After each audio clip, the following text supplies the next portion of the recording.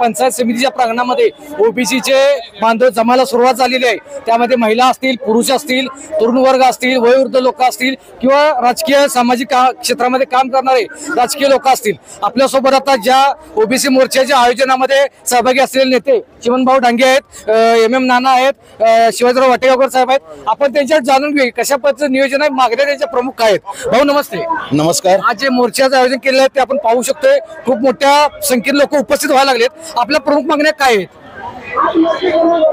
प्रमुख मागण्या म्हणण्यापेक्षा एकच मागणी आमची आहे की 1 सप्टेंबरला जो ओबीसींवर अन्याय करणारा जो GR निघाला तो GR शासनाने रद्द करावा आणि ओबीसींचं जे घटनेने दिलेलं आरक्षण आहे त्यात कुठल्याही प्रकारचा वाटणी न ठेवता ज्यांना कुणाला आरक्षण पाहिजे त्यांना या याच्यात न देता त्यांना सेपरेट द्यावं, आमच्यात कुणाची वाटणी देऊ नये आणि GR रद्द करावा एवढीच आमची मागणी।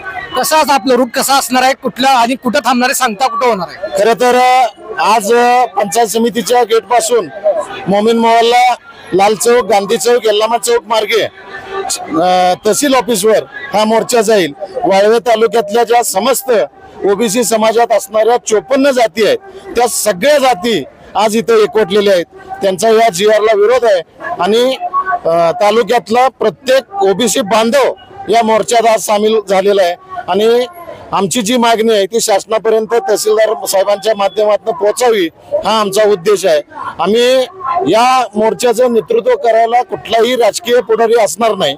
आमच्या ज्या ओबीसी ज्या भगिनी आहेत त्या 5 भगिनी या मोर्चाचं नेतृत्व करतील। या क्रांतिसिंह नाना पाटील साहेबांच्या पुतळ्याला हार घालून या मोर्चाची सुरुवात आता थोड्या वेळात होईल। इथं ज्या वेळेला कचेरी जवळ जाईल त्यावेळेला छत्रपती शिवाजी महाराज आणि भारतरत्न डॉक्टर बाबासाहेब आंबेडकर यांच्या पुतळ्याला पुष्पहार अर्पण करतील, त्याच मुलींच्या हस्ते पुष्पहार अर्पण केला जाईल। माननीय तहसीलदार साहेबांना जे निवेदन द्यायचं आहे ते निवेदन सुद्धा त्या 5 मुलीच देतील आणि स्टेजवर फक्त आणि फक्त त्या 5च मुली असतील। कुठलाही राजकीय नेता या मोर्चाच्या पुढे असणार नाही, सगळे राजकीय नेते मंडळी शेवटी असतील आणि भाषण जे होईल त्या 5 मुलीच भाषण करतील आणि भाषण झाल्यानंतर आजच्या मोर्चाची सांगता होईल। मोर्चाची सांगता झाली, आमची तहसीलदार साहेबांना विनंती असणार आहे की आमची जी मागणी आहे ती महाराष्ट्र शासनापर्यंत पोहोचवावी। जर आमच्या मागणीचा विचार शासनाने केला नाही तर आम्ही याच्यापेक्षा अधिक तीव्र स्वरूपाचं आंदोलन इथं पुढे केल्याशिवाय राहणार नाही। भाऊ ह्या तुमच्या मोर्चाला कोणी राजकीय रंग कुठला नाही?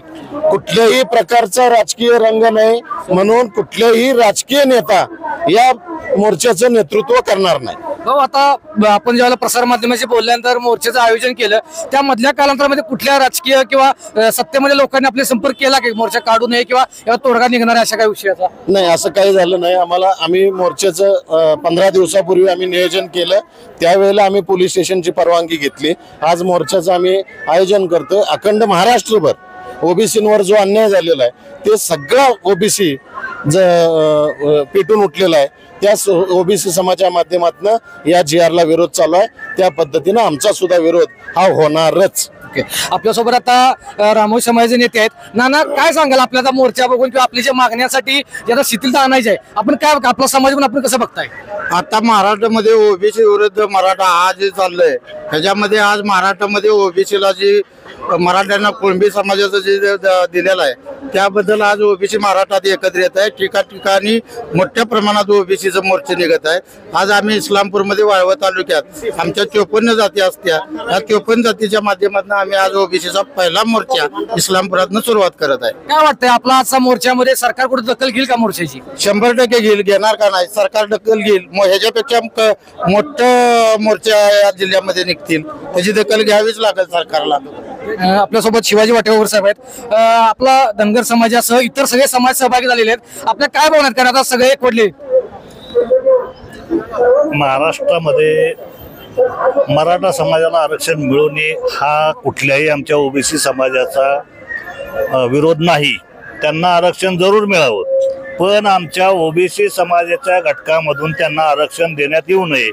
आमचा आजचा जो लढा आहे तो लढा आमचा फक्त GR काढलेला आहे तो GR रद्द करावा आणि त्यांना त्यांच्या पद्धतीचं आरक्षण वेगळं द्यावं, आमच्या ओबीसी मधून आरक्षण देऊ नये हीच आमची मूळ भूमिका आहे। आणि एवढ्यावरती जर त्यांनी जर नाही जे रद्द केला तर अजून याच्यापेक्षा आम्ही मोठा लढा सर्व ओबीसी मिळून याच्यापेक्षा मोठा लढा उभा करू शकतो आणि करणार आहे भविष्यात, हे पण आम्हाला त्यांना सांगायचं. अत्याधुनिक आणि सर्व सोयी सुविधांयुक्त रुग्णांच्या आरोग्याची काळजी घेणारं आपलं हॉस्पिटल लक्ष्मी नारायण हॉस्पिटल. संपर्क 023 42 22 57 75.